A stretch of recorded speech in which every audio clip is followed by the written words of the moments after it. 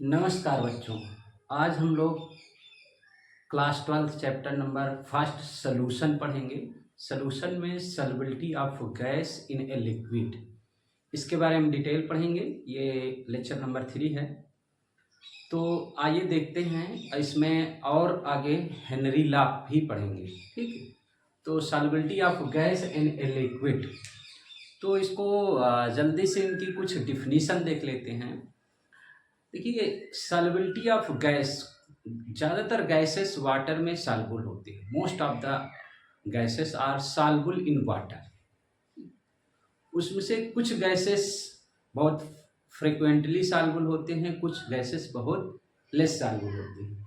तो देखते हैं, और ये गैसेस सॉल्युबल होने का रीजन कि उसमें एक्वेटिक एनिमल जैसे ऑक्सीजन है वाटर में डिजॉल्व रहता है, तो उसी कारण से एनिमल्स एग्जिस्ट करते हैं वाटर में, क्योंकि वो ऑक्सीजन लेते हैं। तो वाटर से, जैसे मछली है वो गिल्स के द्वारा ऑक्सीजन ले लेती है और वाटर से अलग कर लेती है ऑक्सीजन को।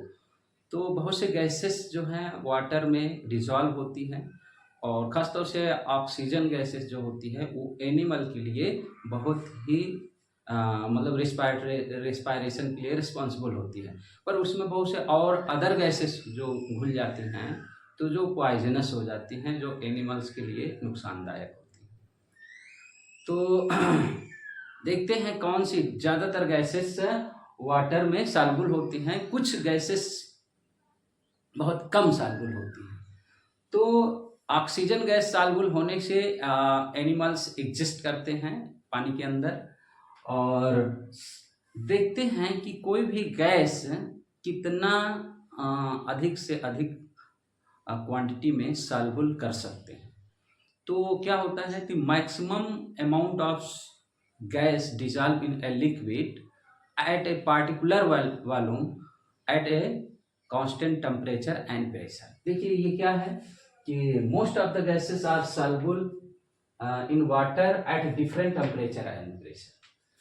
The existence of aquatic life in lake, river, water due to the dissolve of oxygen in water. Oxygen gas dissolve होती है, इसीलिए उसमें एक्वेटिक एनिमल एग्जिस्ट करते हैं पानी में। ठीक है। Solubility of any gas in a liquid at a particular temperature saturate the unit volume of solution. Saturate मतलब मैक्सिमम, ज़्यादा से ज़्यादा गैस को डिजॉल्व कर दें कि अब उसके से अधिक गैसेस उसमें डिजॉल्व ना हो, तो वो सॉल्यूशन जो होगा वो सैचुरेटेड सॉल्यूशन होगा। तो गैस के द्वारा गैस मैक्सिमम गैस डिजॉल्व कर दें किसी यूनिट वॉल्यूम में, तो वो सैचुरेट सॉल्यूशन हो जाता है। और यही saturate solution maximum solubility of gas कहलाता है। तो saturate solution unit volume is called solubility, इसी को हम गैस की सॉल्युबिलिटी कहते हैं। It express in term of molarity and mole fraction, और इसी सॉल्युबिलिटी को हम मोलरिटी और मोल फ्रैक्शन कह सकते हैं, मतलब प्रेडिक्ट करते हैं इन term of molarity and mole fraction. इसको पहले से हम लोग पढ़ चुके हैं, मोलरिटी निकालना, नॉर्मेलिटी निकालना, मोल फ्रैक्शन निकालना। तो इसको हम रिलेट करेंगे खासतौर से मोल फ्रैक्शन से। तो पहले समझते हैं कौन कौन से फैक्टर रिस्पॉन्सिबल हैं सॉल्युबिलिटी ऑफ गैस। तो factor affecting the solubility of gas in a liquid, तो पहला है nature of gas and solvent. तो जो गैस को बोलते हैं, बहुत से गैस डिजॉल्व करने को फ्रिक्वेंटली डिजॉल्व हो जाती हैं, बहुत से गैसेस होते हैं जो डिजॉल्व करें फ्रिक्वेंटली डिजॉल्व नहीं होती हैं। तो वो गैस के नेचर पर डिपेंड करता है, और जिसमें डिजॉल्व करते हैं, डिजॉल्व मतलब इक्वस सॉल्वेंट है, नॉन इक्वस सॉल्वेंट है, तो उस पर, उसके नेचर पर भी डिपेंड करता है सॉल्युबिलिटी। तो पहले देखे हैं कि ऑक्सीजन, नाइट्रोजन, कार्बन डाइऑक्साइड, ये गैसेस जो होती हैं डिजॉल्व होती हैं। Oxygen, nitrogen dissolve in water small extent than CO2, ammonia and hydrochloric acid. मतलब कि ये है कि ऑक्सीजन, नाइट्रोजन, हाइड्रोजन, ये गैसेस वाटर में कम सॉल्युबल होती हैं, वाटर में कम सॉल्युबल होती हैं, बल्कि अमोनिया, HCl और कार्बन डाइऑक्साइड गैसेस ज़्यादा सॉल्युबल होती हैं। इसको मतलब कम प्रेशर पे भी आसानी से डिजॉल्व कर सकते हैं। ठीक है। और देखिए कि oxygen, carbon dioxide, nitrogen much soluble in alcohol than water, मतलब ये गैसेस अल्कोहल में और, क्योंकि अल्कोहल नॉन इक्वस सॉल्वेंट है, उसमें और फ्रिक्वेंटली डिजॉल्व हो जाती हैं वाटर के कंपेयर में। कौन कौन से गैसेस?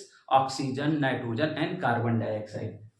और देखिए at same temperature and pressure hydrogen sulphide and ammonia more soluble in water than alcohol, मतलब हाइड्रोजन सल्फाइड और अमोनिया गैस जो होती हैं ये अल्कोहल से भी ज़्यादा सॉल्युबल होती हैं, ये फ्रिक्वेंटली वाटर में डिजॉल्व हो जाती हैं अल्कोहल के कंपेयर में फास्टली। उसके बाद solubility of gas in a solvent depend on the chemical similarity, मतलब ये पॉइंट समझना है कि जैसे बहुत सी गैसेस होते हैं, बहुत से सॉल्यूट होते हैं जो सॉल्वेंट में डिजॉल्व नहीं होते हैं, और बहुत से गैसेस होते हैं सॉल्वेंट में इजीली डिजॉल्व हो जाते हैं। तो इसका रीज़न ये है कि सिमिलरिटीज़ होना चाहिए। जैसे टॉलुइन है, बेंजीन है, तो बेंजीन में टॉलुइन इजीली डिजॉल्व हो जाए क्योंकि टॉलुइन और बेंजीन लगभग सिमिलर कंपाउंड्स हैं। उसी तरह से जो भी गैसेस होते हैं वाटर के कंपेयर में सिमिलरिटीज़ रहती है तो ज़्यादा डिजॉल्व हो जाते हैं। जैसे वाटर में ऑक्सीजन है और ऑक्सीजन गैस डिजॉल्व कर रहे हैं तो इजीली डिजॉल्व हो जाएगा। ठीक, जैसे पढ़े होंगे कोहेसिव एंड एडहेसिव फोर्स, तो कोहेसिव सेम मॉलिक्यूल्स के बीच में लगता है, तो सेम टाइप के अगर कोई गैसेस हैं जो सॉल्वेंट में प्रेजेंट हैं तो उसमें वो इजीली डिजॉल्व हो जाते हैं। और डिफरेंट टाइप जैसे सॉल्ट है और मस्टर्ड ऑयल में डिजॉल्व कर रहे हैं तो नहीं डिजॉल्व होता, तो इसमें एडहेसिव फोर्स लगने लगता है। तो इस कारण से तो सिमिलरिटीज होना चाहिए कंपाउंड्स और सॉल्वेंट के बीच में ताकि वो आसानी से डिजॉल्व हो सके। तो ये है। अब दूसरा फैक्टर है टेम्परेचर। टेम्परेचर क्या है? टेम्परेचर बढ़ाने पर सॉल्युबिलिटी जनरली डिक्रीज कर जाती है ज़्यादातर गैसेस में। तो the solubility of gas decreases, solubility of gas decreases with increasing the temperature. Temperature बढ़ाने पर सॉल्युबिलिटी ऑफ गैस डिक्रीज कर जाता है। जैसे एग्जांपल में oxygen is more soluble than nitrogen at same temperature. तो ऑक्सीजन बताए कि ऑक्सीजन वाटर में इजली सॉल्युबल हो जाती है देन नाइट्रोजन, क्योंकि ऑक्सीजन और वाटर में भी ऑक्सीजन है तो सिमिलरिटीज हो जाती है, इसलिए उसमें कोहेसिव फोर्स लगने लगता है, इसलिए वो इजली डिजॉल्व हो जाती है। ठीक है। और अगला जो है कि solubility of nitrogen and hydrogen, inert gases जो होते हैं खासतौर से उनको टेम्परेचर बढ़ाने पे सॉल्युबिलिटी भी बढ़ जाती है। तो इनर्ट गैसेस में जैसे hydrogen, nitrogen inert gases increases with increasing the temperature in the non equals solvent. Equals solvent की बात नहीं, नॉन इक्वस सॉल्वेंट जैसे अल्कोहल है, हाइड्रोकार्बन है, एसीटोन है, ये नॉन इक्वस सॉल्वेंट होते हैं। इसमें इनर्ट गैसेस की सॉल्युबिलिटी बढ़ जाती है टेम्परेचर बढ़ाने के साथ। ठीक है। तो ये है। हाँ, आगे इसका नेक्स्ट पार्ट चलते हैं, देखते हैं। आइए समझते हैं थर्ड पॉइंट, प्रेशर का गैस पर क्या प्रभाव पड़ता है। तो कोई भी गैस को हम लिक्विड में जो डिजॉल्व करते हैं तो प्रेशर लगा के डिजॉल्व करते हैं, इसको हम हेनरी लॉ के तहत पढ़ेंगे। तो देखते हैं कि क्या होता है कि जब कोई भी लिक्विड में गैस को डिसॉल्व करते हैं तो प्रेशर लगाते हैं, वो प्रेशर जो है वो डायरेक्टली प्रोपोर्शनल होता है इसके mass of the solute gas जो उसमें डिसॉल्व करती है। तो देखिए solubility of a gas in a liquid at a particular temperature is directly proportional to the pressure of gas in equilibrium with liquid। अगर लिक्विड के सरफेस पे कोई गैस है उसको प्रेशर लगा के उसको प्रेशराइज करके उस सॉल्यूशन में उस गैस को घोल रहे हैं तो जो प्रेशर लगाते हैं वो और उसमें जो मास है, जो गैस के मास डिसॉल्व होते हैं वो डायरेक्टली प्रोपोर्शनल होते हैं। मान लेते हैं कि मास ऑफ गैस m है, ठीक है, यम गैस की मास है, ये डायरेक्टली प्रोपोर्शनल प्रेशर है। तो यम इक्वल टू प्रोपोर्शनल हटाएंगे तो के एच पी हो जाएगा। ये एक फार्मूला बन जाएगा कि mass where M is the mass of gas and H is the Henry constant, इसको बोलते हैं हेनरी कांस्टेंट। ठीक, तो ये भी एक रिलेशन है और इसी को हेनरी ने और भी दूसरे लैंग्वेज में इसको सॉल्व किया है। वो क्या है, in term of mole fraction. तो देखेंगे कि partial pressure of a gas in vapour phase, अगर लिक्विड है, लिक्विड के ऊपर जो गैस है तो वाइपर फेज के फॉर्म में है, वाइपर में है, और उसको पार्शियल प्रेशर उस पर लगा के उस लिक्विड में डाला जा रहा है। तो partial pressure of a gas in equilibrium with liquid, तो यहाँ पे तो partial pressure of a vapour phase is directly proportional to the mole fraction of the gas in solution. तो जो गैस है ऊपर लिक्विड के सरफेस पे, तो वो जितना प्रेशर ज़्यादा होगा उतनी ही गैस उसमें डिजॉल्व होगी। तो ये डायरेक्टली प्रोपोर्शनल। तो अर्थात जो पार्शियल प्रेशर है किसी गैस का, ये डायरेक्टली प्रोपोर्शनल है मोल फ्रैक्शन का। तो partial pressure equal to K H X, ये क्या है, vapour pressure in vapour phase, pressure in vapour phase, और एक्स क्या है, mole fraction. Mole fraction, mole fraction मतलब जो लिक्विड में जो गैस जितने नंबर्स ऑफ फ्रैक्शन डिजॉल्व है वो गैस की मोल फ्रैक्शन होता है। जो गैस हम एबव द सॉल्यूशन लेते हैं उसको इसमें हम डिजॉल्व करते हैं। एच क्या है, हेनरी कांस्टेंट। और हेनरी कांस्टेंट डिपेंड करता है कि नेचर ऑफ द गैस, जो गैस को उस लिक्विड में डिजॉल्व करते हैं उसके नेचर पर डिपेंड करता है हेनरी का। वेयर के H is the Henry constant, it depends on nature of gas, gas के नेचर पर डिपेंड करता है। ग्रेटर द वैल्यू ऑफ के H lower is the solubility of gas, ज्यादा के एच की वैल्यू हो गया तो गैस की सॉल्युबिलिटी लो हो जाएगी। ठीक, के एच की वैल्यू, एंड के H increases with increasing the temperature, temperature बढ़ाने पर के एच की वैल्यू बढ़ जाती है।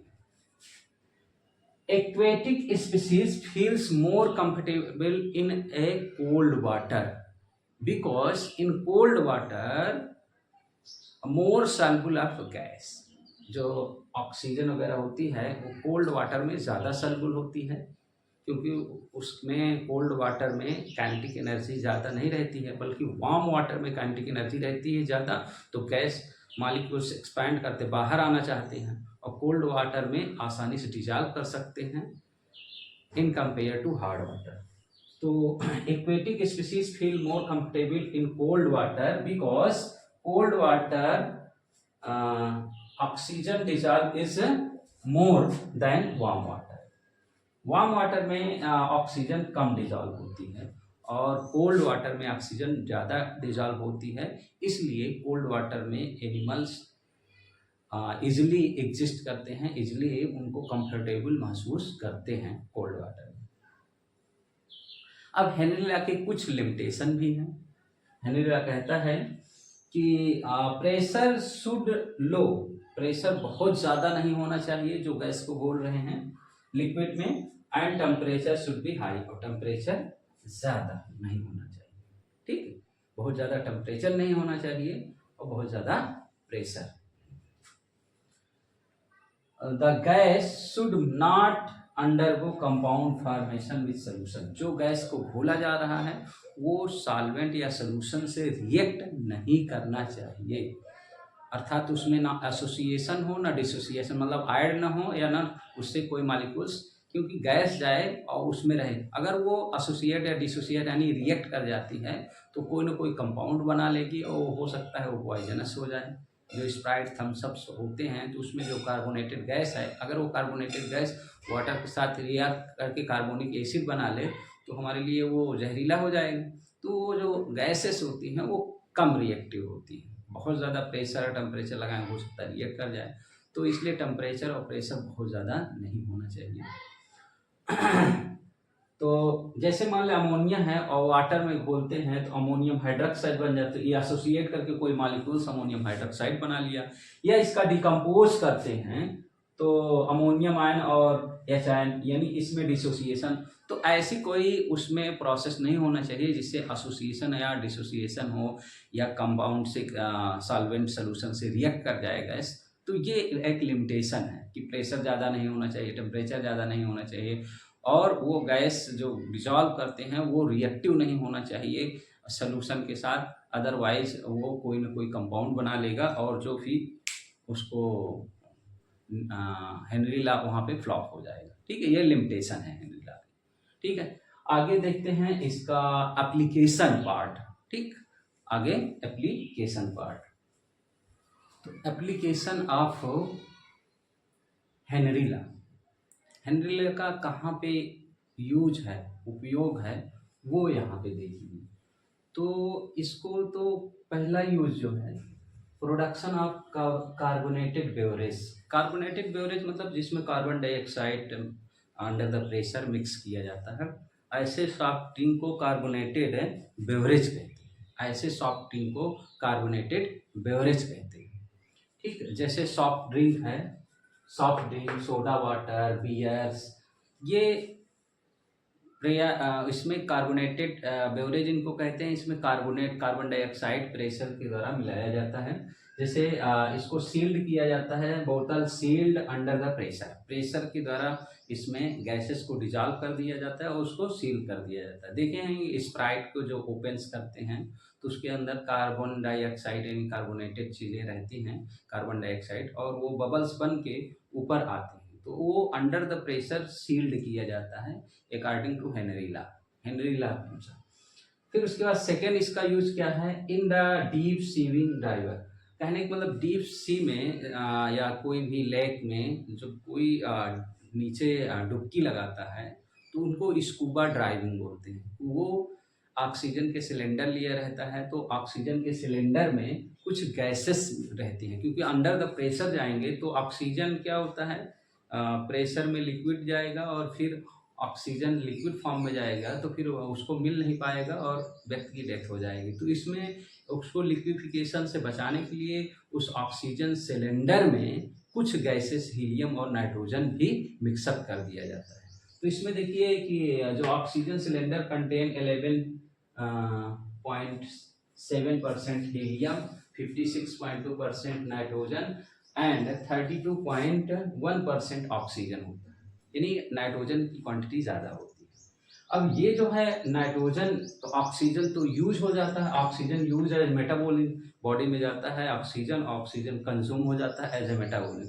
पर हीलियम और नाइट्रोजन गैस ब्लड के स्टीम में वैसे ही बबल्स बने रहते हैं, तो वो इफेक्ट डालते हैं, वो नुकसान करते हैं। देखिए bubbles it effect the nerve impulse को ब्लड वेसल्स में वो उसको, और टॉक्सिक इफेक्ट द ब्लड, और ब्लड में वो टॉक्सिक इफेक्ट भी डालते हैं और नर्व इम्पल्स को भी डैमेज करते हैं।